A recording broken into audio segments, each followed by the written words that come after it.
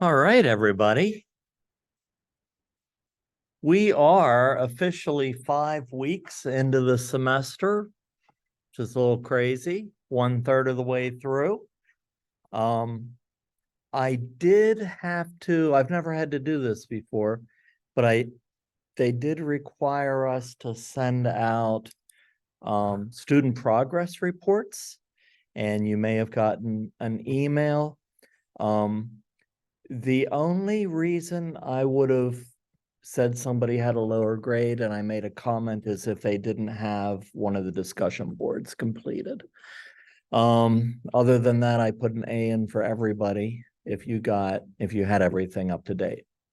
But if you didn't have a discussion board completed, simply complete it and I'll give you the points.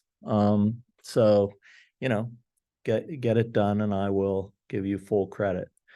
So that's the goal. In case anybody had any questions about what that was, if you received an email or something like that. Sometimes if people are behind more than one discussion board, like 2 or 3 in 5 weeks, I'm not sure whether they dropped the course or not. So I might have sent that question if you were more than one discussion board behind. So they like keeping track of everybody, making sure everybody's still in the classes, making sure people are doing well. And if not, providing some support. Okay, so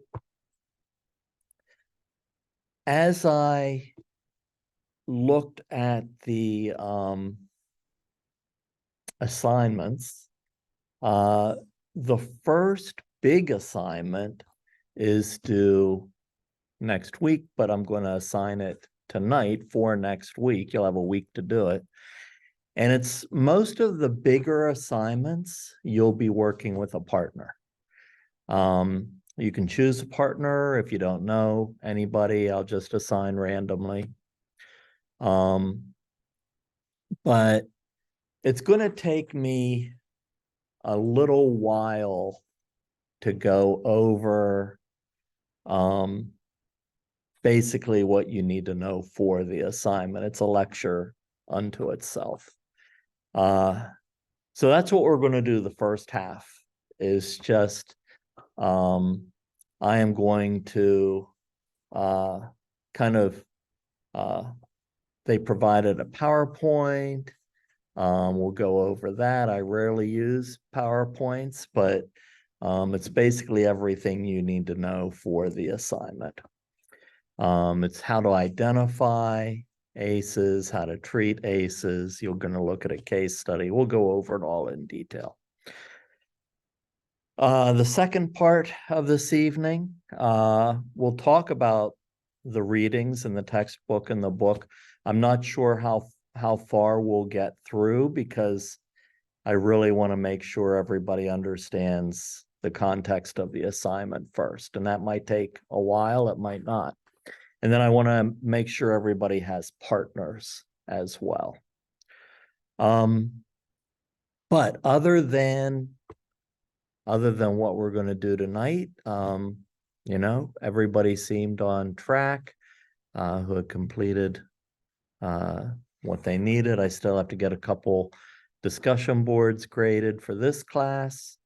But the ones I did do looked pretty good. Let's see. Yeah. If I'm going to share my screen for those home viewers.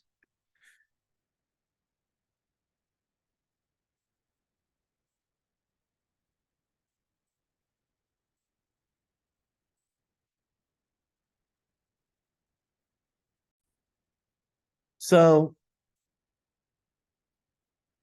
if you go to week 5 on D2L, and you don't need to do it now, but you can if you want. I put a lot of internet links on this week's content under week 5, and hopefully they'll all work. I tested them, but you never know. And so a lot of these links are things that you can do on your own. Like I'll show you, there's videos and readings and resources. But instead of a discussion board, there's a Dropbox for this week's assignment. So instead of doing a regular discussion board, you're going to work with your partner, and you're going to be doing two things. So and I'll just go, so as we go over the material, you can think about some of these things. So the assignment says, please read the content, view the videos and links from the syllabi in D2L. They're all in D2L. I put them all under the content for week 5, so you don't have to go to the syllabus to find them.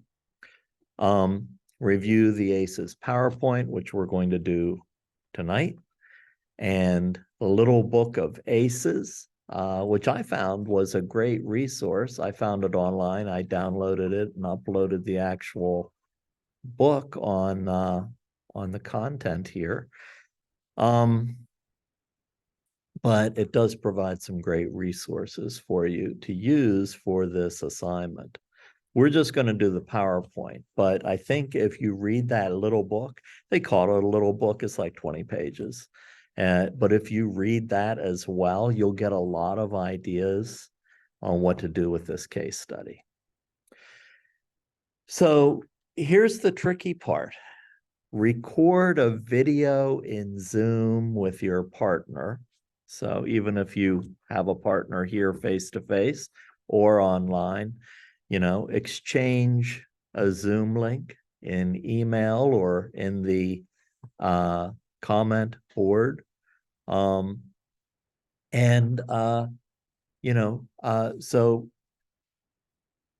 you're going to discuss this on Zoom and you're going to record it to your computer. It's a lot easier recording it to your computer if you're able to. And you're going to summarize the results both in video and a short Word document. You're going to upload the video to YouTube. You don't have to make it public. You can make it unlisted. Don't make it private, or I won't be able to view it. So you can either make it public if you don't care who sees it, or you can make it unlisted and it won't show up to the public unless they have the address, the shareable address. So you put that link, the shared link to the YouTube video, in that same Word document, hit enter so it turns blue, so it's active, and that Word document is what you're going to put in the Dropbox. So I included a case study worksheet, and I'll talk about it, but in more detail, but it's got a case on it.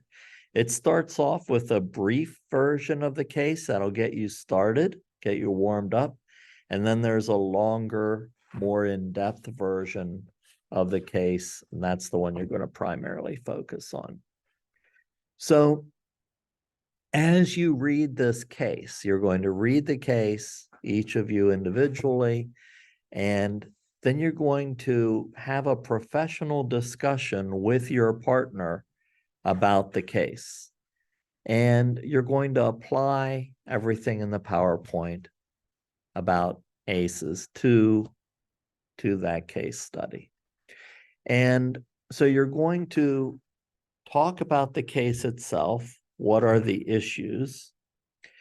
And you're going to, I also gave you a copy of the ACE survey, which means you can score your person in the case, your client in the case study.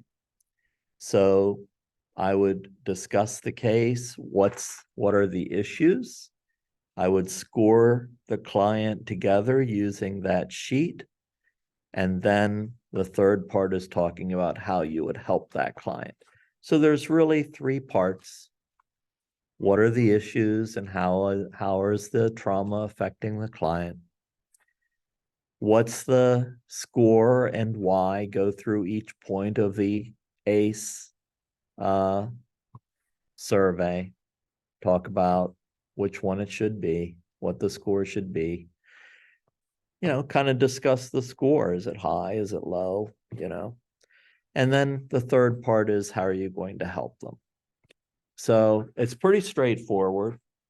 The scoring part is really easy. You just answer the question in the survey. To do anytime before next class. And we're going to do the PowerPoint together for my recorded lecture. And you can read the little book of ACEs on your own. And you can email me with any questions. You could ask tonight, whatever you like. The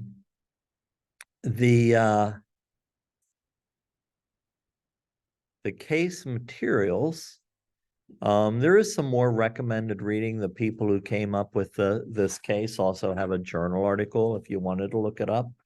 You don't have to.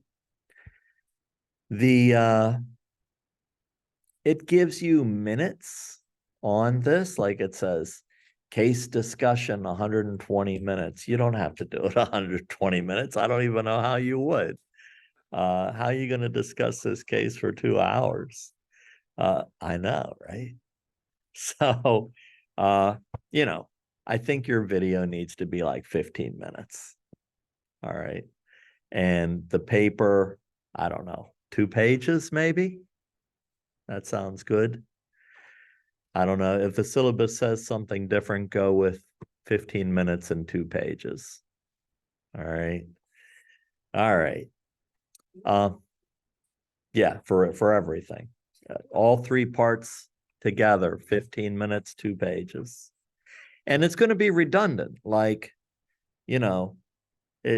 your paper is going to pretty much say what I see in the video of you and your partner discussing. I don't know why they want both, but they do.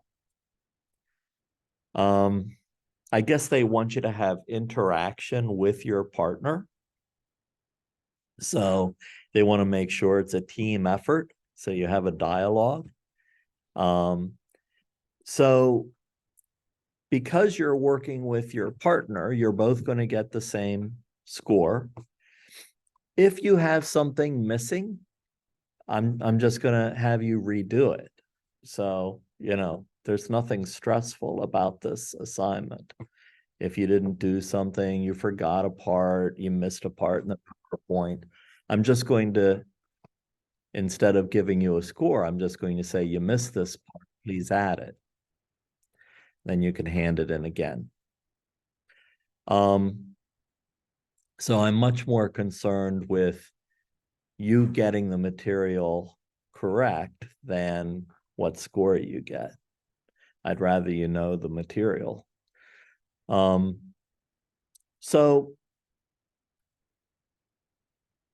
the first part of the case is just an overview, and it's about a paragraph long that you're going to read. And then the second part is, I don't know, about a 1.5 page single space. And that really goes into more detail about the case. So you're going to really be talking about the longer case. The last part of the case study materials are the ACE survey. So there is a copy of the ACE survey. And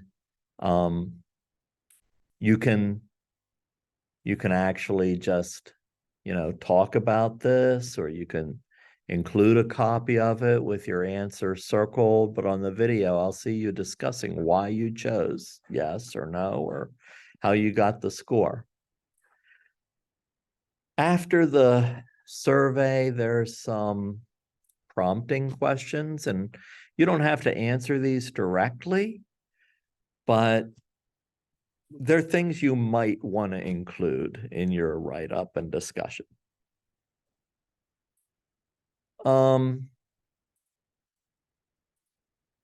There's also what they call a childhood resiliency survey. They already gave you the answers to that. You can mention it, but it's kind of an additional thing. Yeah, so that's basically the assignment.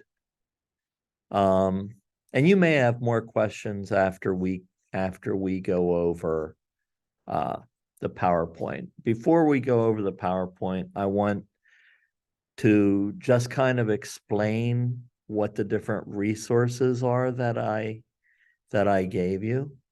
So the first link is trauma and stressor disorders. And it's when you click on that link, because you might not have a DSM. So when you click on that link, there are all types of categories listed on that page. You have to scroll down pretty far, and there's actually a heading called trauma and stressor disorders. And it gives like 3 trauma and stressor disorders, like I know one's PTSD. You click on that, it gives you a description of the disorder that you can reference. The second one, I gave you a link to the original ACE study, and it doesn't give you the actual study itself. It gives you kind of an overview, but that's the original page. Then I gave you a link to the CDC ACEs webpage, and I just think since this week is on ACEs, I think that it's important that you see these primary references. The fourth one, I linked to an organization, and as you scroll through that organization, there are like 3 or 4 very short videos that describe different aspects of this topic. And they're kind of like animated. And I just thought they were a very nice, simple explanation. If you didn't like my explanation or it wasn't in-depth enough, you could find some additional explanations on that page. So it's like a secondary resource.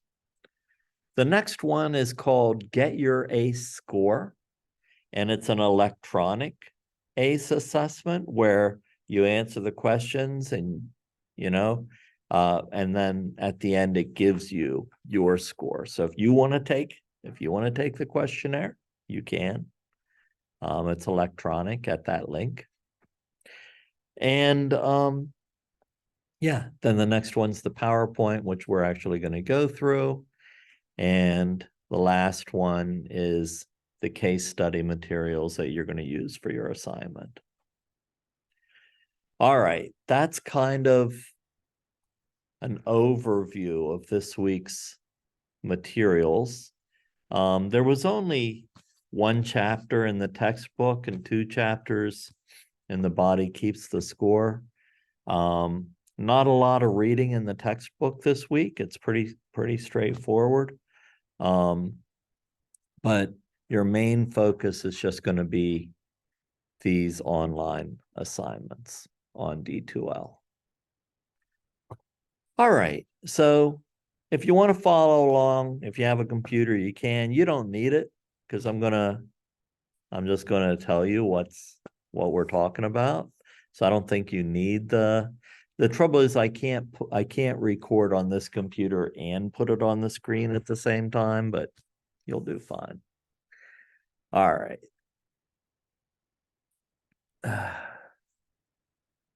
So we talked a little bit about this from the textbook, and when they're talking about childhood trauma, the contemporary term for that is adverse childhood experiences. And it really broadens that concept of trauma that children experience. And of course, the acronym for that is ACE. If you have more than one, it's ACEs. So adverse childhood experiences. And that's what this whole study and assignment are based on. Chances are, you've got at least a 50% chance of working with kids that have trauma. Chances are everybody's going to work with some child with trauma at some point in their career. But so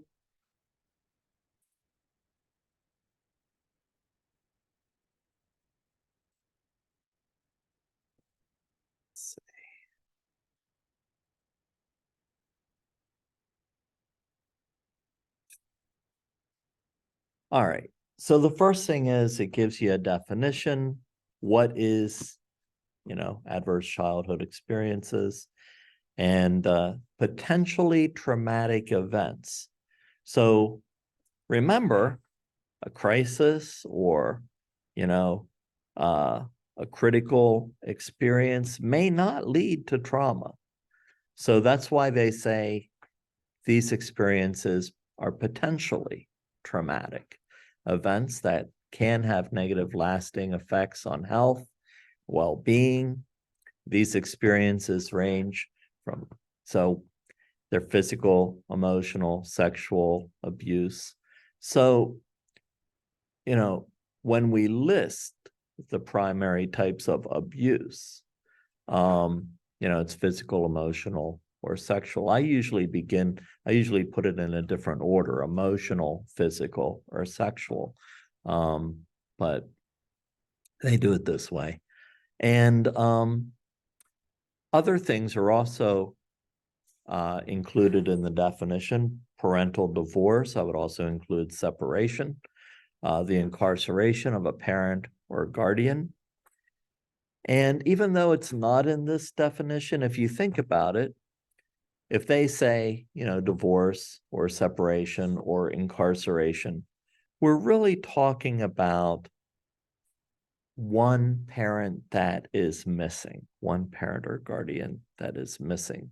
Or perhaps if it is a single parent, that parent or guardian that is no longer the caregiver because perhaps they are incarcerated. Perhaps child welfare becomes involved and, child enters foster care for their own safety. There's countless reasons, but it's really that separation from a caregiver. And that's really what our next chapter of The Body Keeps the Score talks about: attachment disorder and, how various experiences with parents or caregivers affect a child's concept and experience of attachment. All right, so I gave you the links to the original results of the very first ACEs study. And if I remember, I think it was like 1990 when they did that study, and around 1990. And so even though that study was completed a long time ago, most people have never heard of it.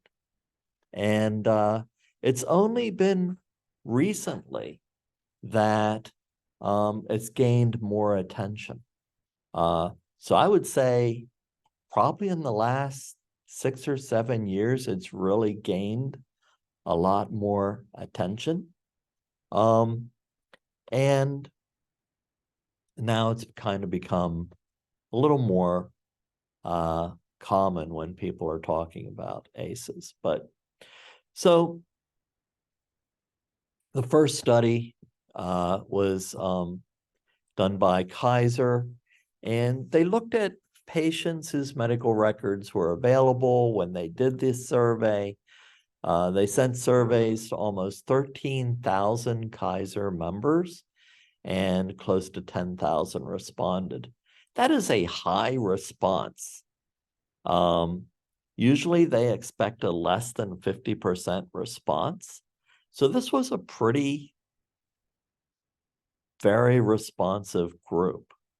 And so they grouped the responses into 7 different categories of exposure to potentially traumatic experiences.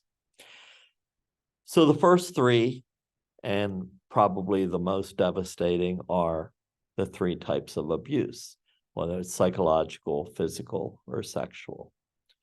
And those are most likely going to have a dramatic or traumatic impact on a child. And then the second category is household, and they have 4 different subcategories.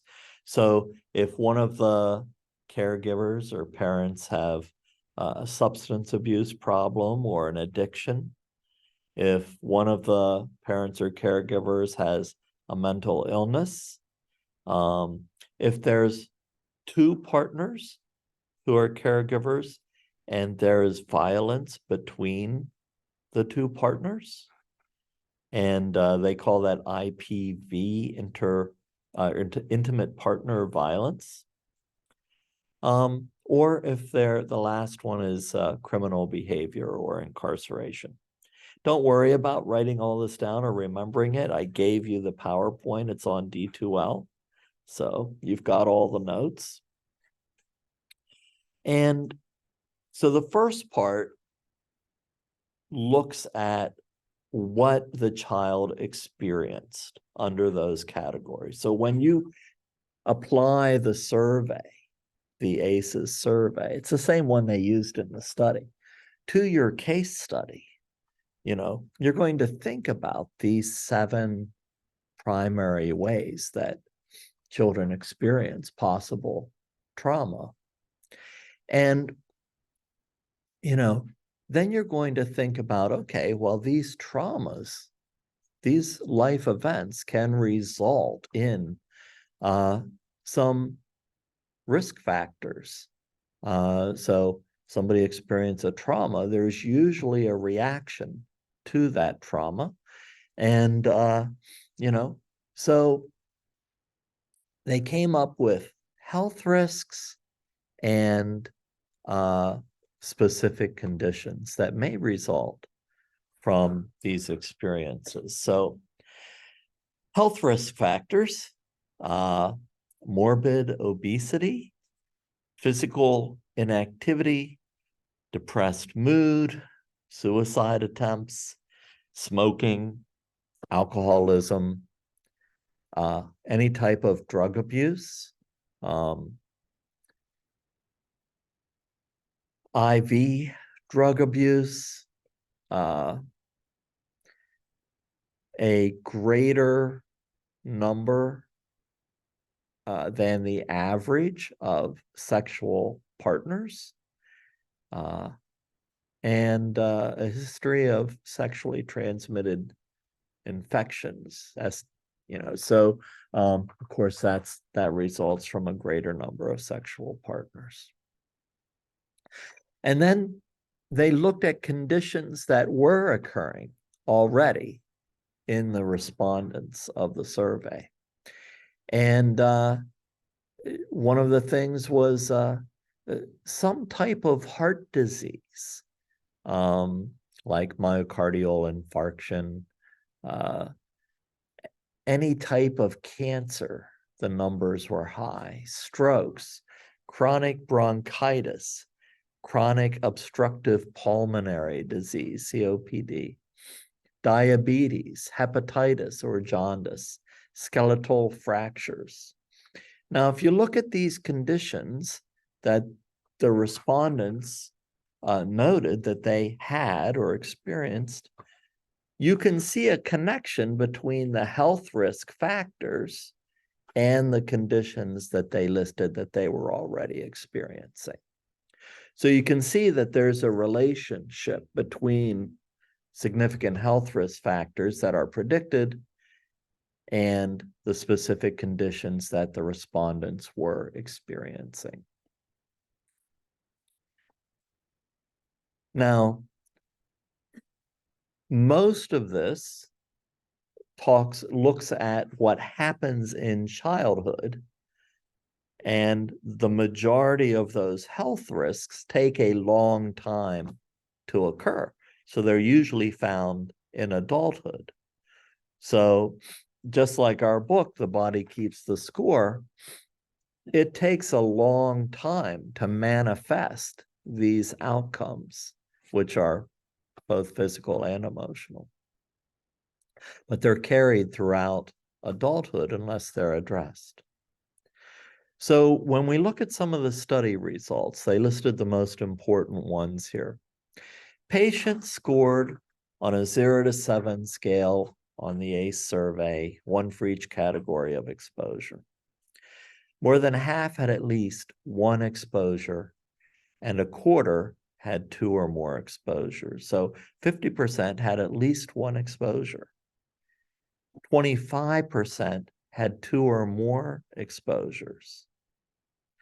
Compared to individuals with scores of 0, individuals with a score of 4 or more had 4-fold to 12-fold increased chances for alcoholism, drug abuse, depression, suicide attempts, 2-fold to 4-fold increased in smoking, poor self-related health, more sexual partners, and sexually transmitted infections. 1.4-fold to 1.6-fold increase in physical inactivity and obesity. So, you know the saying, correlation doesn't always equal causation, but they had a high number of respondents here. So, this correlation is fairly strong with these outcomes. They give you some nice charts in the PowerPoint, and it compares males and females. In one of them, it compares, it looks at alcoholism, it looks at hepatitis, looks at depression, and prescription rate per 100 people. And you can see the differences.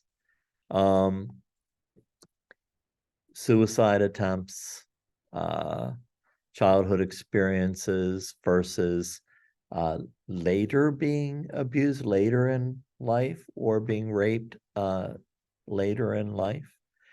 There's also a higher percentage of that. Teenage sexual behavior in these groups, such as intercourse by the age of 15, teen pregnancy, teen paternity, and smoking. So once this study was picked up by the CDC and organizations started creating responses to these findings, well, okay, so now we have this study and it shows a definite correlation between childhood abuse and traumatic experiences and later adult struggles and impacts. So what are we going to do to help individuals, or to stop this cycle, or to prevent future experiences from happening? And in the United States, each state responded in a different way and also carried out their own studies. So if you look on that CDC page, you can actually look at case studies by state. And what they mean by that is not case studies of individual, but how different states within the US responded to this. and what the results were.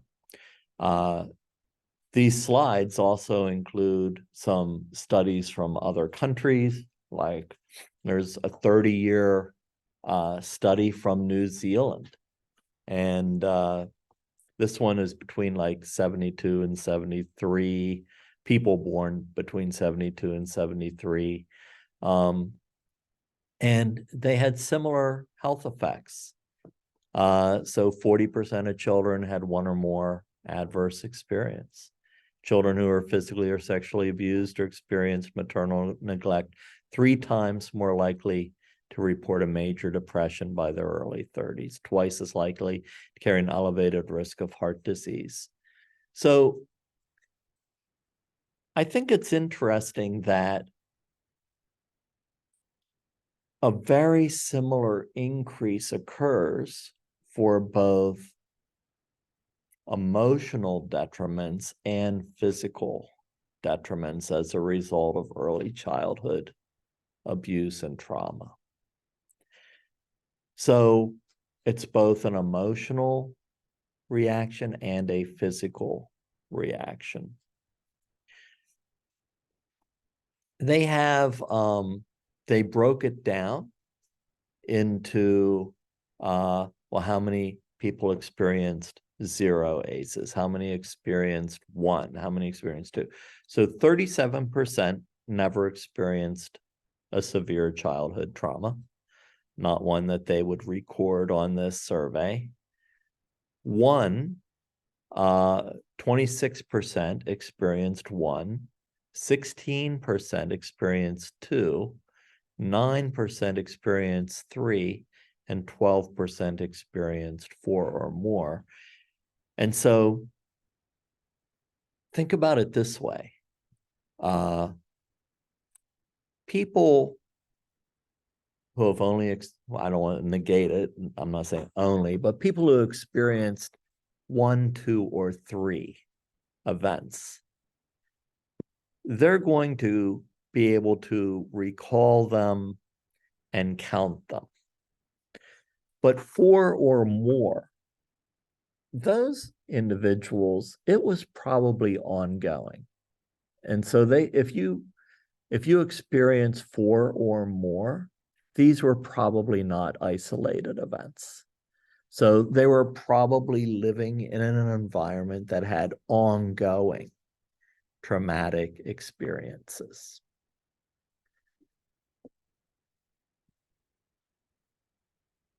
And then it breaks it down into what kind of experiences, and it measured the prevalence. So, 10% physical neglect, a little over that emotional abuse, 15% emotional neglect, 20% had experienced mental illness, and a little over 20% some form of sexual abuse. Between about 23% parental separation, 25 to 30, well, I guess it's about 28% physical abuse, and about 28% substance use disorder. I would also say that these are probably not standing alone. Like, children probably didn't just experience one type of abuse.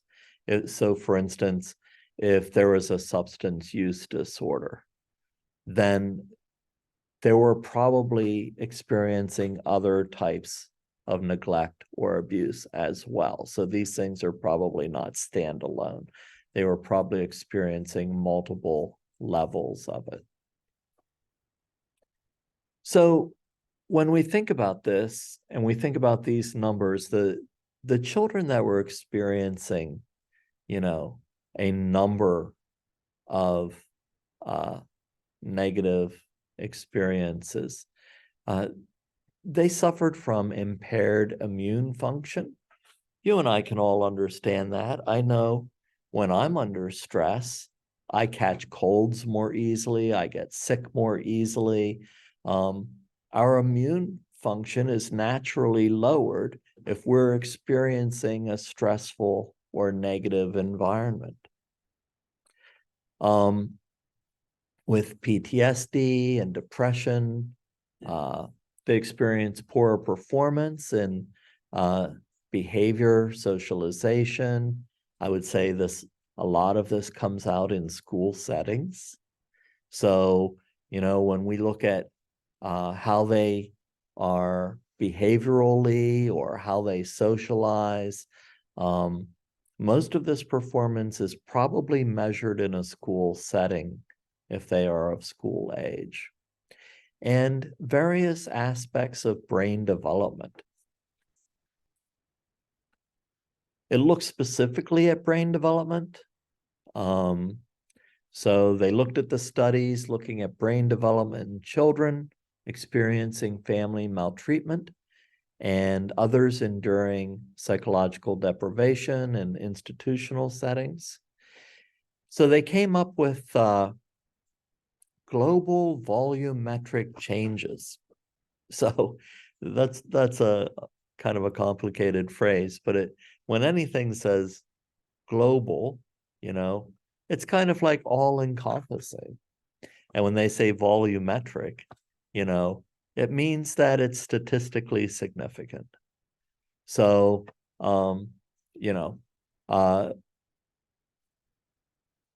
so basically, all-encompassing significant changes in the brains of children experiencing maltreatment.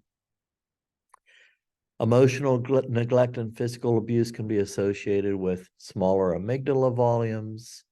PTSD, depression, and emotional neglect may be associated with smaller hippocampal volumes. Volumetric changes in the prefrontal cortex and cerebellum have been associated with maltreatment related to PTSD. So the actual physical growth was impaired in these specific areas. When they were looking at like child abuse and neglect, all states are required to report suspected child abuse or neglect. Since 1974, states are mandated to establish a mechanism to investigate these reports. The Child Abuse Prevention and Treatment Act of 1988 established federal funding for states to do this. Each state has its own child protection services, and providers need to know the contact information. So then they followed up in other studies with adults, and adults who had experienced these levels of trauma.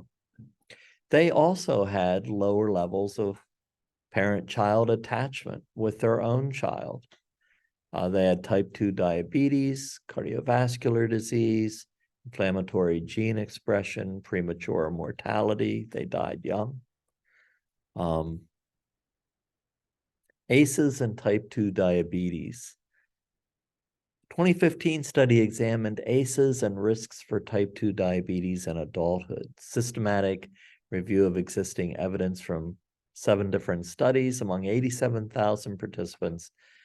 They found for type 2 diabetes an odds ratio of 1.3 for exposure to physical abuse, 1.3 for any ACE exposure, 1.39 for exposure to sexual abuse, 1.92, it's almost 2, for exposure to neglect. So I often, so when I see statistics like this, I'm thinking, okay, so let's look at the issue. So we have type 2 diabetes. What is it about individuals who experienced some type of traumatic childhood experience? Why would they have higher instances of maybe type 2 diabetes? And it doesn't conjecture why, but we can kind of imagine, what's going on and the causes of this. And Same thing with like cardiovascular disease. So, a lot of times, stress is related to these things.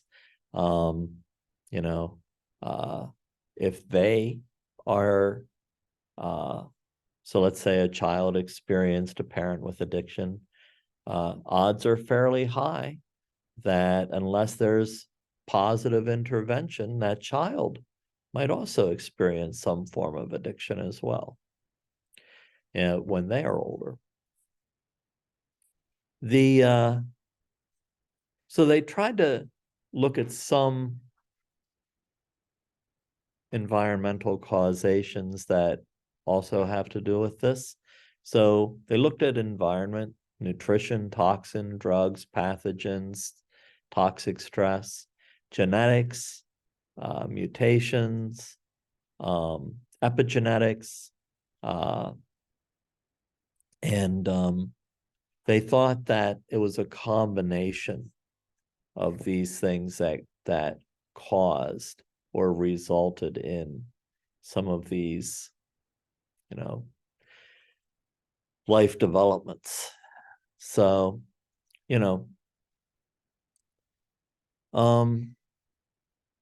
one of the phrases they use over again is like intergenerational perpetuation of adverse exposures may be further exacerbated by poor educational achievement and poverty.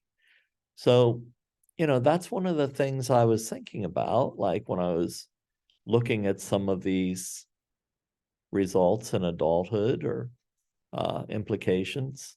And so, if individuals are struggling with these issues throughout their life, this may result in lower socioeconomic status, less job achievement or work achievement, less educational achievement, living in different areas that provide less access to better education.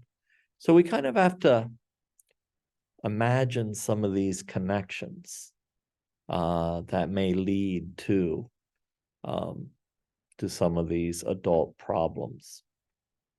So unhealthy behaviors are means of coping with stress sometimes.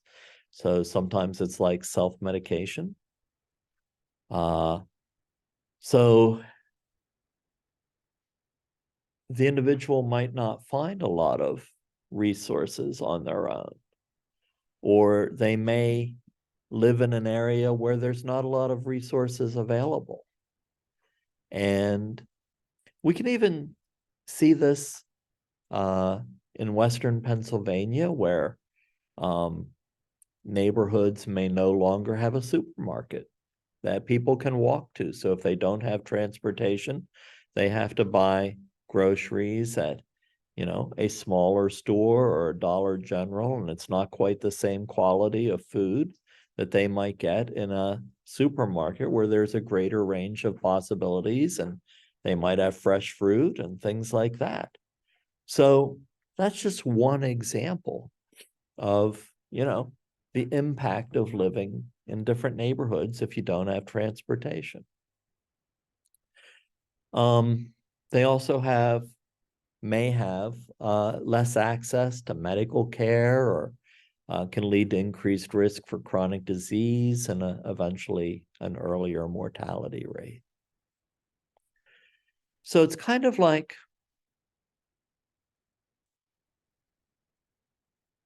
an individual's negative experiences combined with negative environmental factors and resources. And when you put those two things together, it exacerbates the negative potential of health risks and emotional risk later in life. So when they had all this data and they wanted to define the problem itself and put it into some bullet points, ACEs can have lasting adverse effects on health. They can affect anyone. Nobody is immune to these negative experiences. They may disproportionately impact children living in poverty, though. May be considered social determinants of health, may underline health disparities in some communities. The resulting consequences are not simply stemming from health-related behaviors. So it's not just unhealthy behaviors that are causing this. There's a correlation between the earlier traumatic experience and these resulting health impacts. It's not only a social dilemma. Medical problems and healthcare providers, and we need to take this and kind of own that they may not be receiving appropriate medical care. And it impacts both the child's and the adult's health. And if it's the same person, it impacts them from childhood to adulthood. So it's a long-term impact. It also impacts caregivers and their children. All right, so that's kind of the problem, the definition of the problem. So in the first part of your case study that you're going to do this week, you're going to look at all of these different impacts. And you can go by the ACE survey and the different points in this PowerPoint, and also the little book of ACEs, and kind of apply these different things to your case. Which ones fit, which ones don't, what type of traumatic experiences did your case, experience? And that's the first part. Okay, so kind of case history. What's happened? What are the results? And the second part, you're going to do the scoring and discuss that scoring sheet of the ACE survey. And then the last part, so potential interventions. So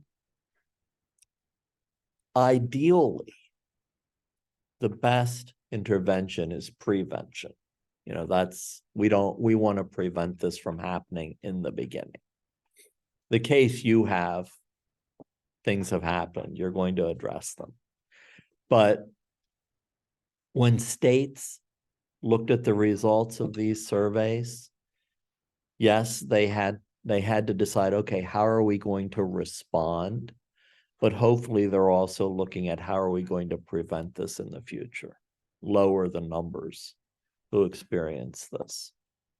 So recognizing the risk factors in expectant parents before the child is even born. So if we can figure out who is at risk and provide interventions early at all different levels, that would dramatically impact the consequences upon that future child. Unfortunately, this is rarely done. It's usually after the child is born, and it's usually a reaction rather than a prevention. Parenting programs before the child is born or when the child is young. Policies addressing social determinants like preventing poverty, IPVs, teen pregnancy, substance use disorders, preschool enrichment programs. When I was a therapist, one of the most positive things that occurred in the small town where I was working was they got grants to send children who couldn't afford it to programs like Head Start. And if Head Start noticed that there were issues at that early age, then they had a second grant to send them to me, because I was a counselor in that little town.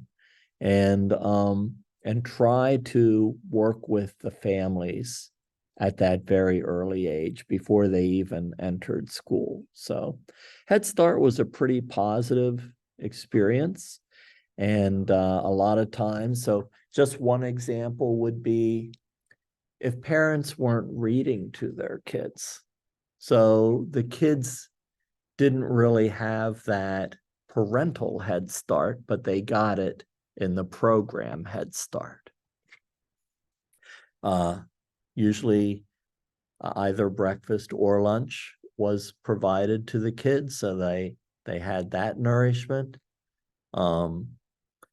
So preschool enrichment programs, they're key. Unfortunately, by the time I left, the grant was over for the referral to counseling for the families and children, but they kept the grant that got the kids into Head Start. So it's hard, most of the funding is not permanent for these programs. So then some key practices, securing medical and homes for the families, asking about the ACEs, asking if there have been any, childhood experiences of crisis or trauma. We're going to talk about trauma-informed care in a later class, and we have a whole assignment just on basically like psychological first aid and critical incident stress debriefing and things like that. Personalized treatment for chronic illnesses, promoting resilience, community resource referrals. That's something the textbook talks a lot about, is making connections, not only with other people, but with community resources and social service referrals. And I would go further and say, kind of providing more financial support for those social services, because a lot of times they're on like a shoestring budget. Specialized care, mental health and substance use, trauma-focused cognitive behavior therapy, group attachment-based interventions, home visiting services. So when we talk about trauma-informed care, it's kind of like an organizational approach to families. So understanding the broad impact that trauma has on individuals and families, understanding ways to recover, acknowledging the signs and symptoms of trauma as it impacts all involved in the healthcare arena, using knowledge to develop a comprehensive program, and then efforts to prevent future traumatization or re-traumatization. So when we think about 6 aspects of trauma-informed care, one of the most important ones is safety. We want to make sure that the trauma is not going to be repeated. So that could range from anything from finding out that somebody abused another person emotionally, sexually, physically, and removing either that individual or the victim from that environment. So there's no more relationship at that or risk, and then dealing with them individually. But making sure that individuals, families are safe, that there's a safety plan, that there's not going to be re-traumatization or reoccurrences. Believe it or not, this is like one of the hardest things to accomplish. Just basic safety. Another form of safety is If somebody's living in a very dangerous area, just walking to school or home from school can be dangerous for a child. Trustworthiness and transparency. So one of the things I always made sure to do is that I never wanted to surprise a client or a family if I was going to initiate some kind of response. So, I always processed what was going to happen, no matter what the situation was. Even if it was something like if I had to break confidentiality, I processed that with the client. A lot of counselors don't do that because they're afraid the client will get angry with them. They don't want to deal with the anger. If I was afraid that a client would become violent, I usually had another person with me when we processed what was going to happen. So if I felt unsafe, I just had somebody else with me. But it's always more stressful to process, a reaction, a therapeutic reaction or an intervention with the client. But I think it maintains that bond of trust and mutual respect. So many times I've seen counselors hear something, write it in their notes, and call an agency and report it. And the client just didn't know what was going to happen. Peer support.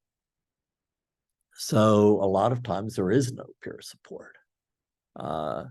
That's one of the issues. A lot of times people are on their own in these situations. Collaboration, mutuality,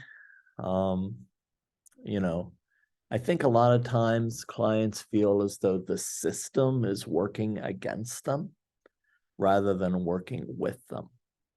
And so like when I was working at one of the agencies, we had a whole storage room with everything from like, if a child had to be brought in, we had clothing, we had diapers. If our caseworkers visited a family and they didn't have diapers or formula, they always had some in their car with them that they could just leave with them. I remember it was the same thing at the school I worked at. We had spare clothes, spare underwear, maybe a kid wet their pants or something like that. We didn't want any embarrassment. So we had a lot of resources, and most of it was donated by parents or the community, or if they donated money, we would restock that storeroom. We could always tell, though, basically what was happening in society, like we were going through a recession or there was, prices were increasing, our supplies would dwindle, So we knew we were helping to meet a need. We also knew that, we were only helping people we knew about. And even then, only to a certain degree. So, I think that created an environment of more than just helping them meet some of their basic needs. I think it built that emotional trust with our clients that, no, we're not just here to cause problems with your family. We are here to help you as much as we can. Empowerment, giving people a voice, giving them choices, the ability to make choices. And then dealing with cultural, historical, and gender issues. All right, it is 10 after 8. I'm going to pause it. see if there's any questions on this, then we're gonna take a 10-15 minute break and then we'll finish whatever we can when you come back. But any questions or comments on any of these? I know this is not as extemporaneous as most of my lectures, but I did want to get in all these points. I normally don't use a PowerPoint, but I did want to make sure I covered everything because you're going to have an assignment on it. All right, well, let's take a 10 or 15 minute break and then we'll reconvene.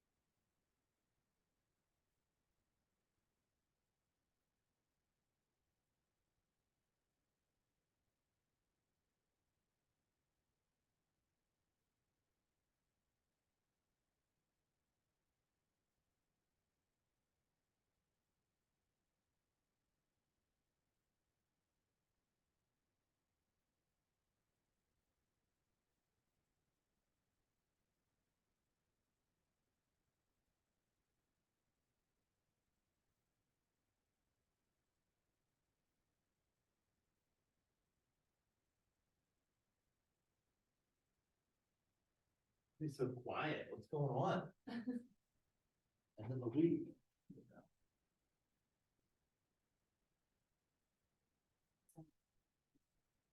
Hear me out. Let's just go home early and do the discussion board anyway, because. Well, we're more than halfway through. We're about 2/3. Good job. I like the effort. Well, you know what? If I wasn't like on tape, I wouldn't have a problem with that. Well, they won't know the first Here, no. See you later. Yeah, I don't turn the computer around.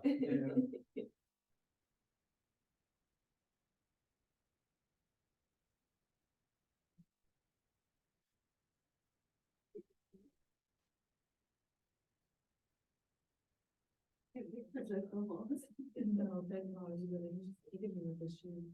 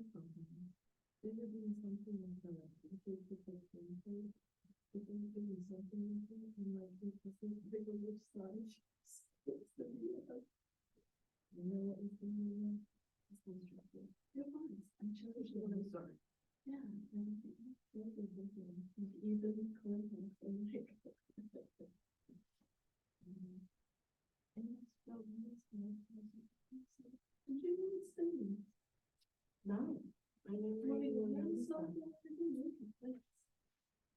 I mean, that's pumpkin. What makes sense if it's orange? Then there must be like there must be value. Pumpkin spice is not. I'll tell you, I did not believe in like carrying around a Tide pen. But one of my colleagues had one. Do you have one? It gets everything out.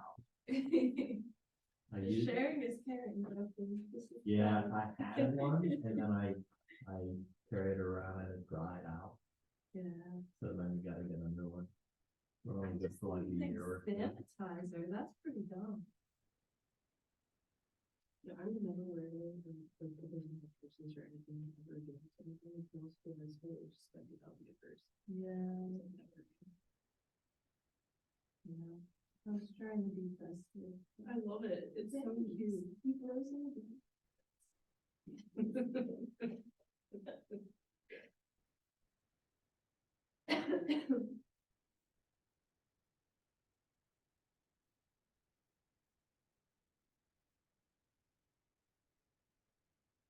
Hey, graphically, where's Walsh these days?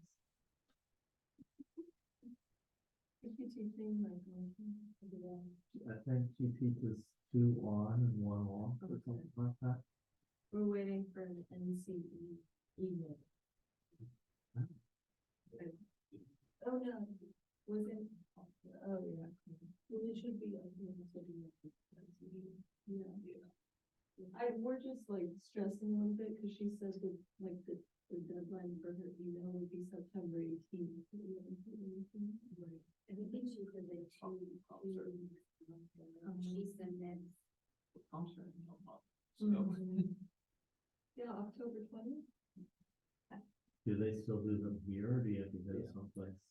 Yeah, Well, it's cheaper to do it here. It is. Yeah. But I didn't see that, so I said I was doing Pearson, so I hope I can change it, cause it's $75 versus $150. So there's advantages and disadvantages. So, for example, one time, like the band was practicing outside the window of the testing service. One time the internet went out. So there are some negatives, possibilities. Like at Pearson, it's like professional. Yeah. There was nothing will happen. Yeah. Well, I'm looking for the discounted version, so I don't care if the band is playing. Say that now. That's why it's $75. Yeah, that's why it's cheap. As long as it's not like one of those like sorority nights or whatever, how the sororities are always in, isn't it like in Duda or? Okay.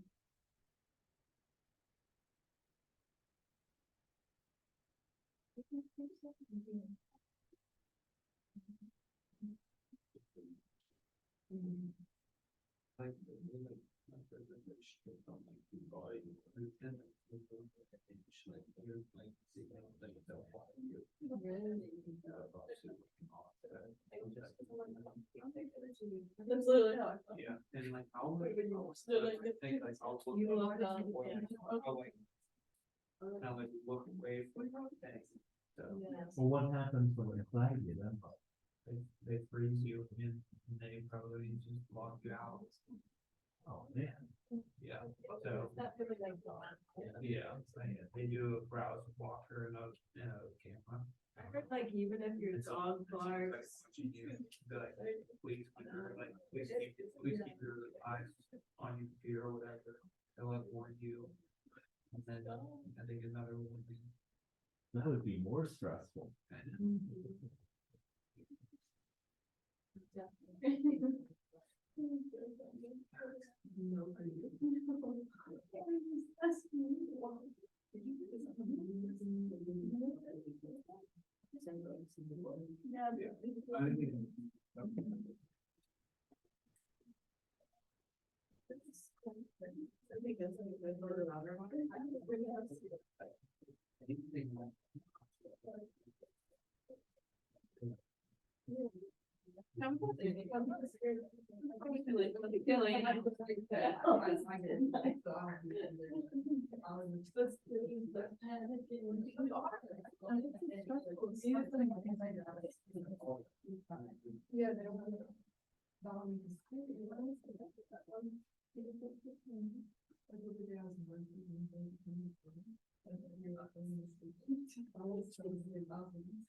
I don't know.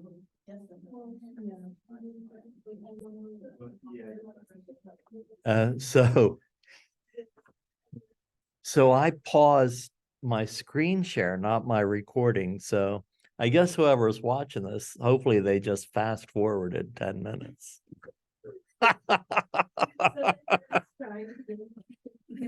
See, I'm glad I gave the right answer. All right, well, let's get this ball rolling again.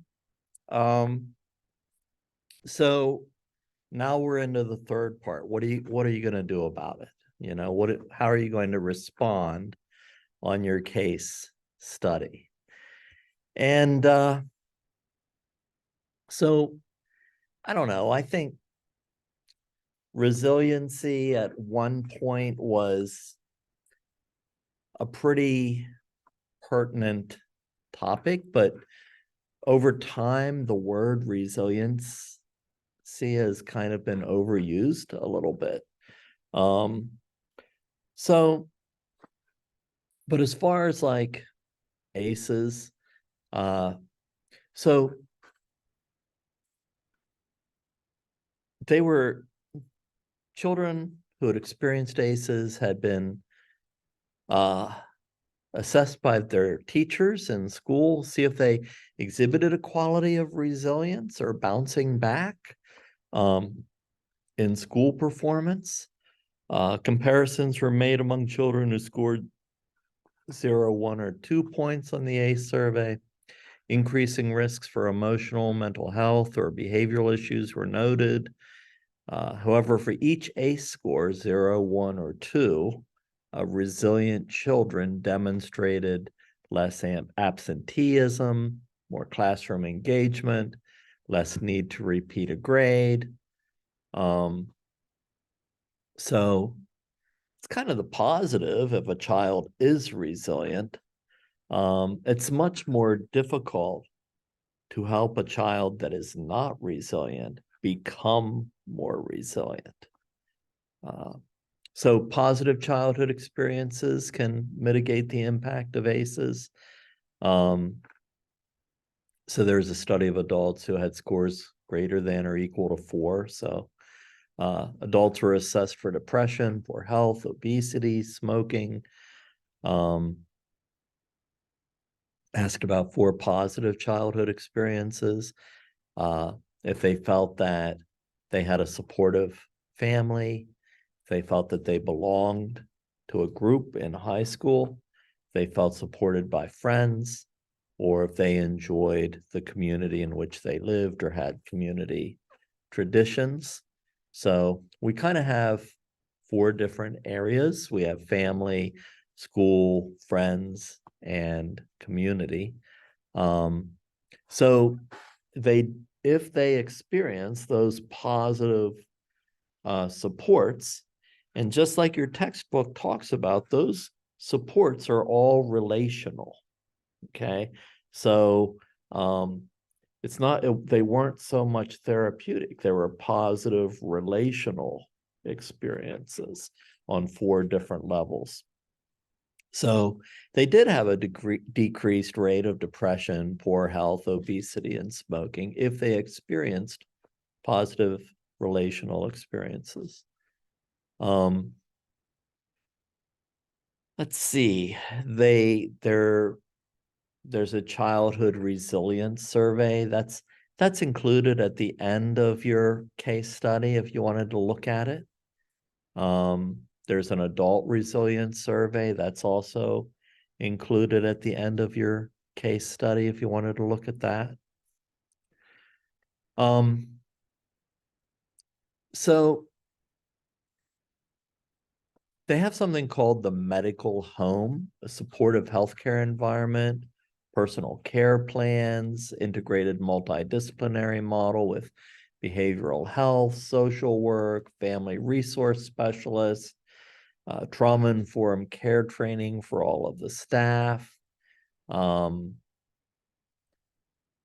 are parenting programs, literacy, job assistance, social services, education and awareness for parents, increased uptake of services that reduces ACE exposures. So all of this looks great in a PowerPoint or on paper or even in a report by a community or a state or an agency. But just working in the system, I think it really depends on, the services themselves. I mean, so it's easy to say we have behavioral health going into the home, or we have a medical home that includes behavioral health. So much, it's one thing to say that, but so much depends on the providers themselves. Because just within one agency, there are people that I preferred to send to clients and people I didn't. So, a lot of times the quality of the services really depends on the ability and investment of the staff. A lot of times, staff is given too many clients, so they get burnt out. Sometimes they don't have the resources that they need to provide the services. If they're in a rural area, sometimes half their time goes to driving. So there's a lot of other things to consider. It looks like a great model, and if everything was really positive and they had the resources and they had invested, trained individuals and they weren't overworked, I think it would be a great model. But we also have to take all those things into consideration. And rather than just implementing it, we should go a little deeper and, make sure that there's all these nuances in provider care that also need to be considered. They have a little summary here.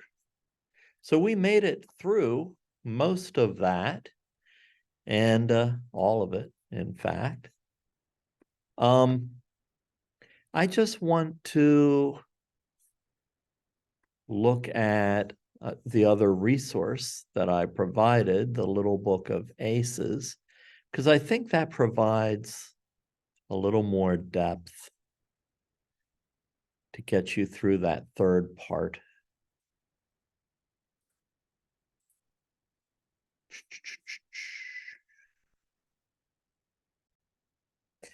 So just looking at the contents, this book that I'm going to let you read on your own, so it's not that many pages, 30 page, less than 30, 28 pages. It's fairly easy reading. I think they have a section called Applying a Population Health Approach to Adverse Childhood Experiences. And it goes into a little more detail about prevention, detection, protection, management, and recovery. So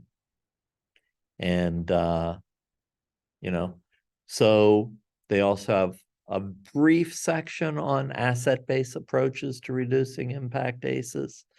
So you might find a little more information than they shared in the PowerPoint, but I think we're only looking at a 2-page reaction, and it's 3 parts.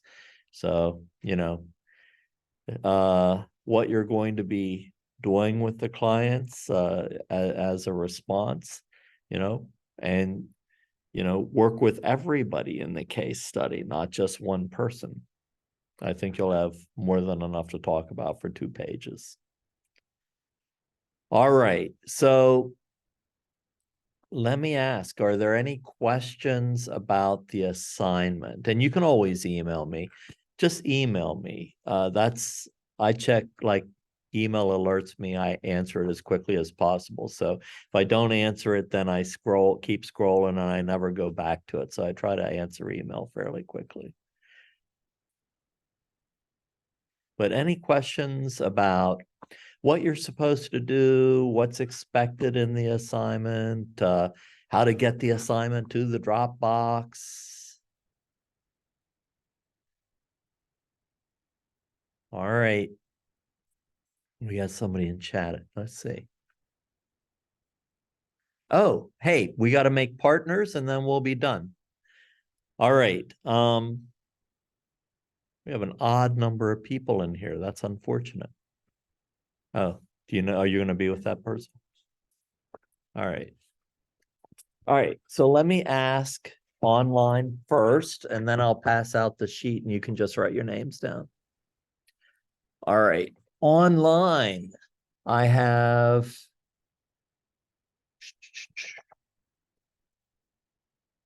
Amy and Lily.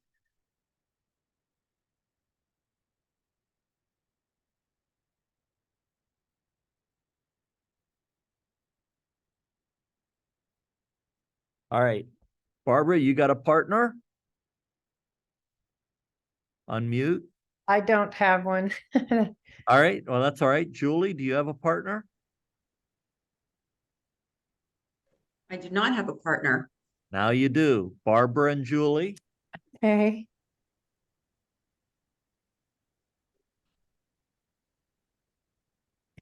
And that leaves Caitlin and Marie. Is that okay? Works for me.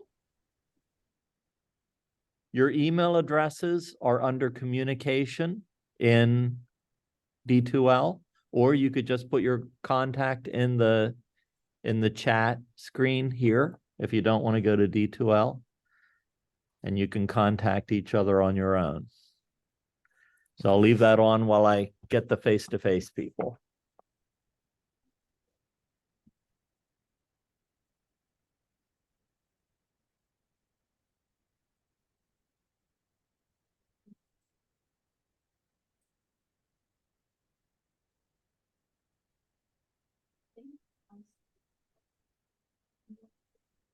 We have 2, 2, 2, you 2 guys.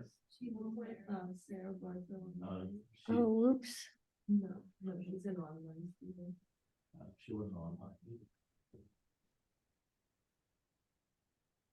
All right, so we can put you 3 together, but I'm gonna check check the roster after I get everybody's names, and there might be somebody else missing that doesn't have a partner.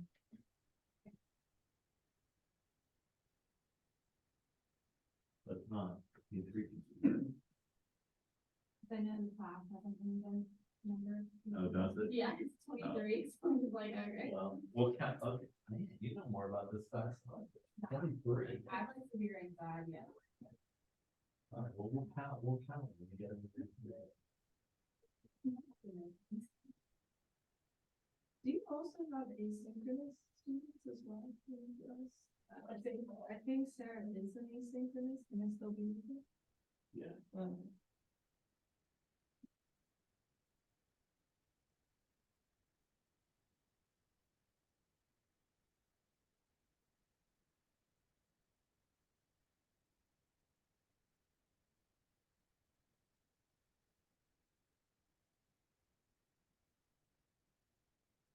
Okay, we're gonna go into. All right, so I think we have everybody signed up. And the last thing that I need to say, the last instruction is, even though you only need one paper per partners, like both of you only need one paper, you don't need two, and you only need one video, you don't need two. Please put the same paper in both of your drop boxes, because I need something there so I can give you a grade. So I'll know you both have the same thing, that's okay. Just put the same paper and link in both your drop boxes so I can give you a grade. All right, I think that's it. Any more questions from home? Mhm. All right, we'll catch up on the books and textbook next time. We'll see you later. Okay, bye-bye.